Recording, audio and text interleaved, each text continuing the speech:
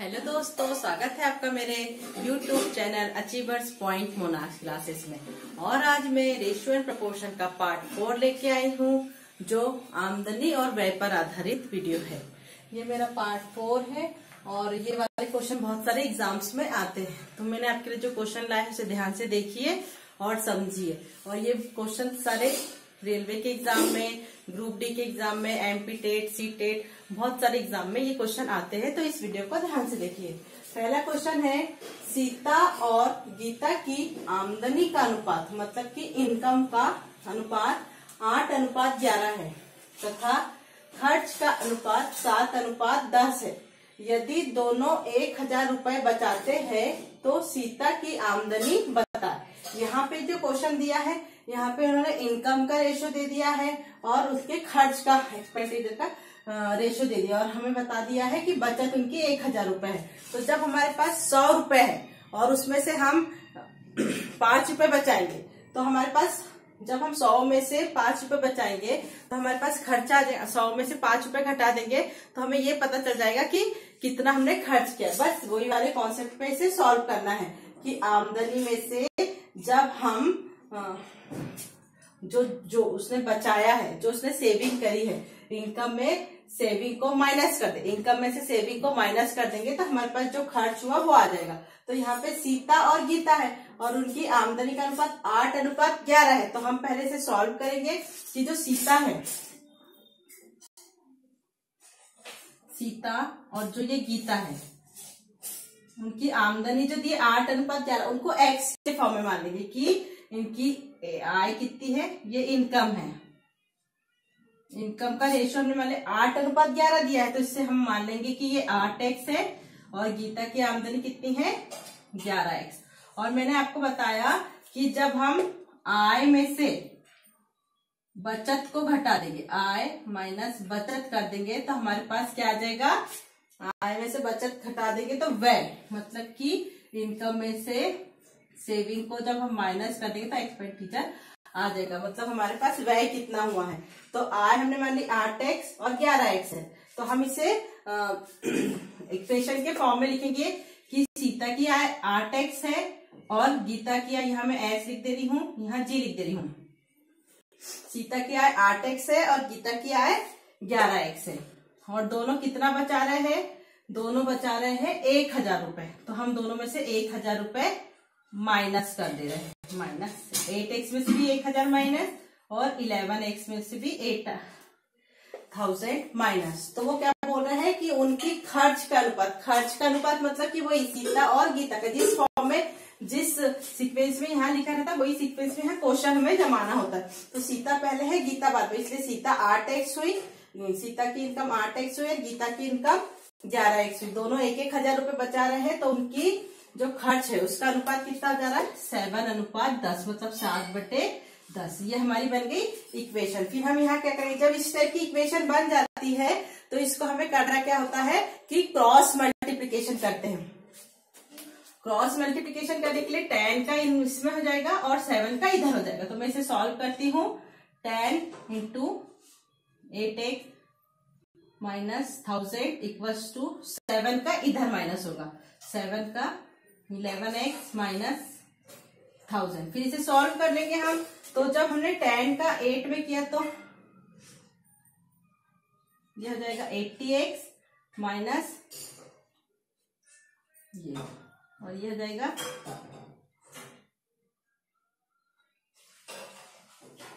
11,000।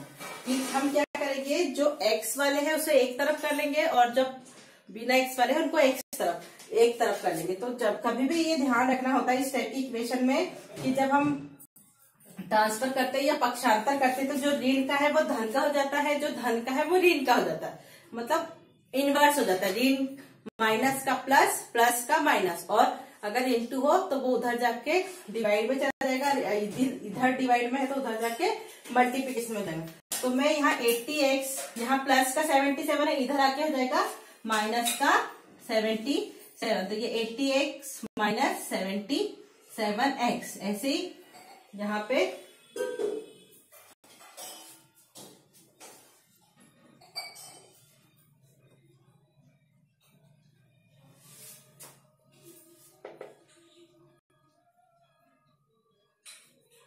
ये वाला -7x 7000 बचा।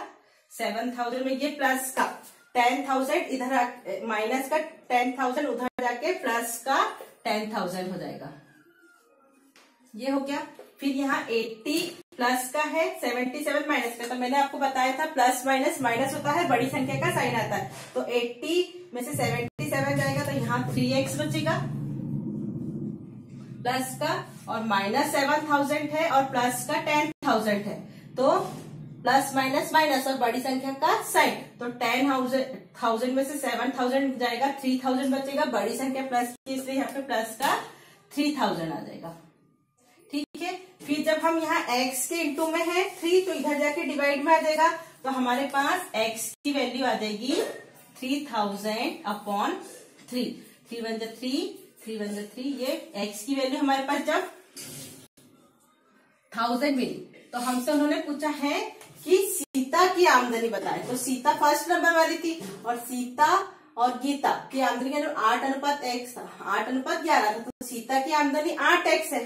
तो हम यहाँ पे सीता की आमदनी पर, अगर वो गीता की पूछते तो 11x में रखते, गीता की पूछते तो 11x में, सीता की पूछे थे सीता की आमदनी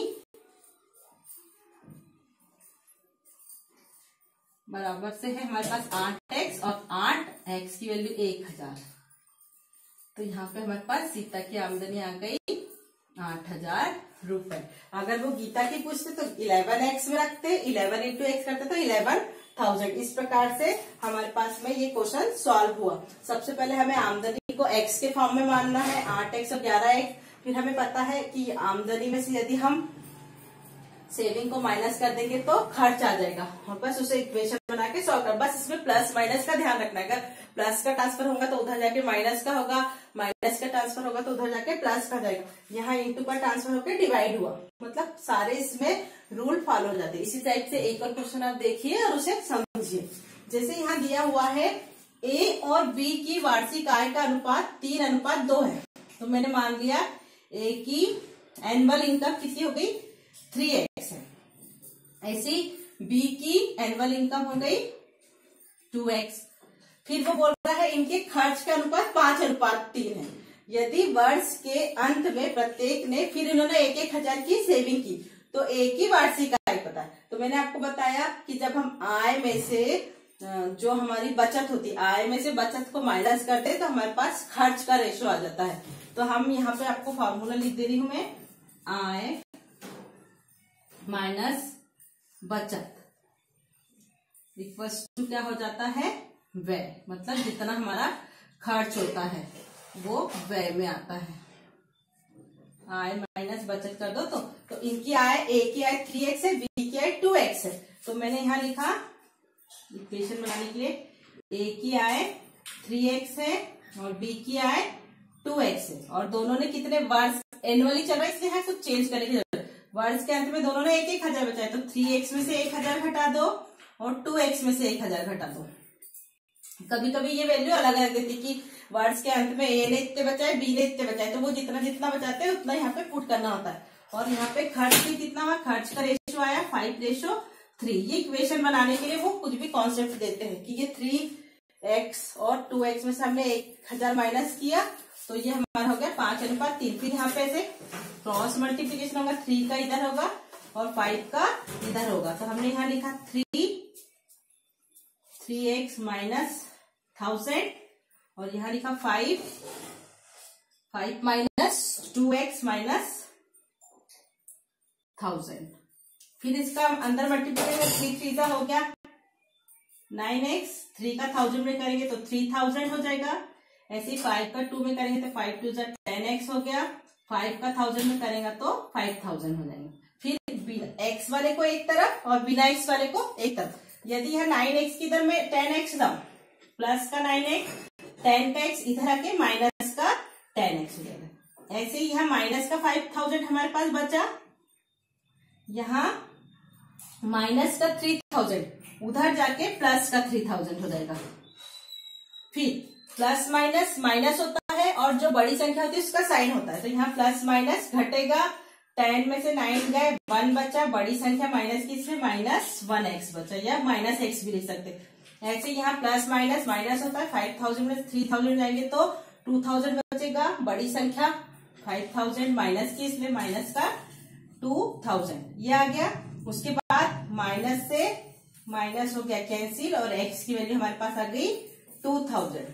फिर लास्ट में उन्होंने क्वेश्चन पूछा है कि a की वार्षिक आय क्या है। a पहला वाला था, a की वार्षिक आय हमने कितनी मानी 3x, तो a की एनुअल a की आय हमने मानी है 3x, 3x की जगह 2000 पुट कर देंगे और a की वैल्यू आ जाएगी 6000, मतलब a की वार्षिक आय आ गई हमारे पास 6000 है। यदि अगर वो बोलते b की वार्षिक आय पूछता तो हम यहाँ पे b की वार्षिक आय 2x पुट करते, 2 और x की वैल्यू 2000 आई तो 2 जब 4000 आ जाती, मतलब a की वार्षिक आय आ जाती 6000 और b की 4000, और इस टाइप से इसे सॉल्व कर लेते।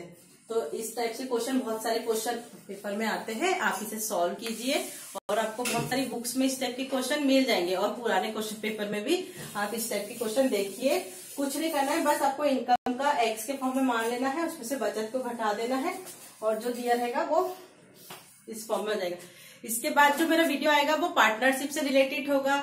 नेक्स्ट चैप्टर है वो पार्टनरशिप भी बहुत इंपॉर्टेंट है, वो रेशियो से ही रिलेटेड क्वेश्चन उसमें आते हैं, मगर क्वेश्चन पे पैटर्न चेंज होते हैं, वो पार्टनरशिप कहलाती है। तो मेरा नेक्स्ट वीडियो के लिए आप वेट कीजिए और हमारे चैनल को विजिट करना है, तो चैनल का नाम है achievers point Monax classes. Thank you.